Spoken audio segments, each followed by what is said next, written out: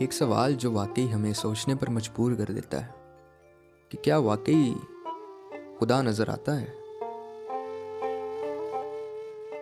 शायद इन आंखों से नहीं।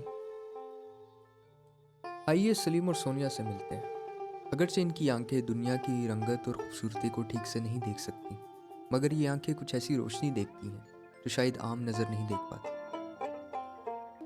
ਜਦੋਂ तौबा ਕੀਤੀ तौबा से पहले मेरी ज़िंदगी जिस्मानी सी। मैं इतनी दुआ च नहीं सा, ना ही मैं इतनी वर्शिप च ना इतना, क्योंकि मैं अपनी ज़िंदगी वाल तो परेशान सा, कंफ्यूज मैं खैर से मेरी ज़िंदगी और आगे जाके नहीं चलनी।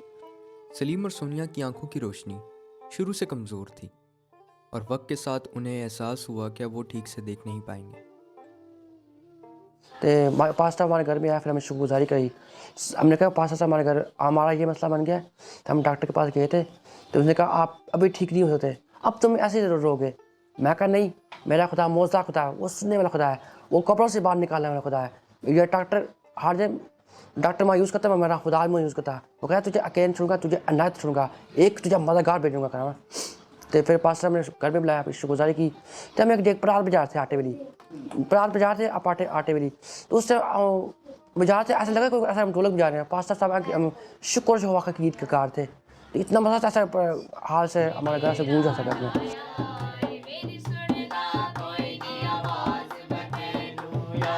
वो तुम्हें नजर नहीं आता, इसलिए बच्चे मैं ढोलक सिखानी। तो एक बार की गल सी, मैं गीत गा था, मैं नहीं कल्ला।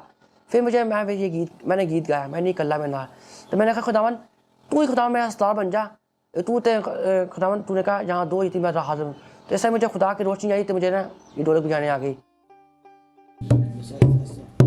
फिर मैंने ये गीत गाया ढोलक बजा के, मैं नहीं कल्ला मैं नाल है खुदा। कई मुझे लोग कहते हैं हमारे उधर आओ। मैं कहा नहीं, मैं अपने खुदा की गाया करता हूँ, अपने घमंड नहीं कहता।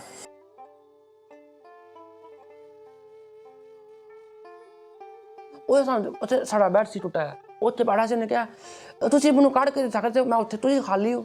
ਮੈਂ ਕਿਹਾ ਅਸੀਂ ਖਾਲੀ ਹਾਂ ਤੇ ਸਾਡਾ ਖੁਦਾ ਤੇ ਭਰਿਆ ਹੈ। ਮੈਂ ਕਿਹਾ ਦੇਖ ਮੈਂ ਤੂਨੇ ਕਿਹਾ ਮੇਰੇ खुदा ने ਕੀ ਕਿਹਾ ਸੀ, ऐ मौत तेरा डंक कहाँ रखा। पास सर इंजी निकालना, उन्हें क्या कलाम से उन्हें एक ही क्या कहना है, ऐ मौत तेरा डंक कहाँ रखा, तुम्हें फतह पाई करना है, अबलीस जंग हार गया। मैं कहा तू तो खुद हारा है, तू तो सारी डरा सकना मैं ते वो तू तेरा कोई काम कोई नहीं गा। ते पूरी 3:30 बजे की शुगर हाई हो गई। तो मैं आज सोनिया दुआ पढ़ के रो के दुआ पढ़ शुक्र करती जी तुम दुआ पढ़ते हो।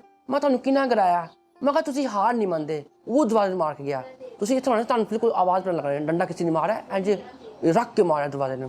तो ਅਸੀਂ घबरा गए। मैं कहा वेखा बाहर वेखा कोई भी नहीं गा।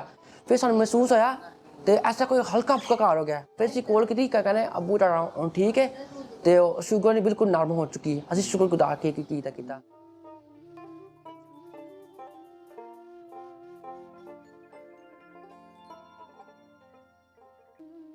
जैसा मैंने अपने घर की गवाही दसी अपनी दसी कि मायूस हरगिज़ ना हो, खुदा को उम्मीद रखो, क्योंकि खुदा मौजूद दा खुदा है, खुदा अजीम खुदा है।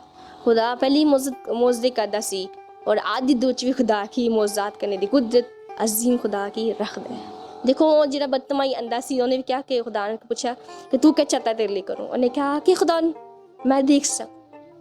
तो जो खुदा ने शिफा दी तो देखने लग गया, वो देखा कि ठीक हो।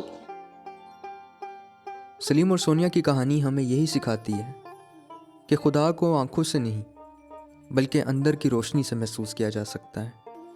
उनके हर अल्फाज और हर तजुर्बे ने यही बात और भी वाज़िया कर दी कि खुदा वहाँ भी काम कर रहा है जहाँ इंसान की नज़र नहीं पहुँचती। सिर्फ यही दोनों नहीं, इस ख़ानदान का हर फर्द खुदा के जलाल की गवाही से भरा हुआ है। उनकी ज़िंदगी में बेशुमार निशानियाँ हैं जो बताती हैं कि खुदा उनके साथ है।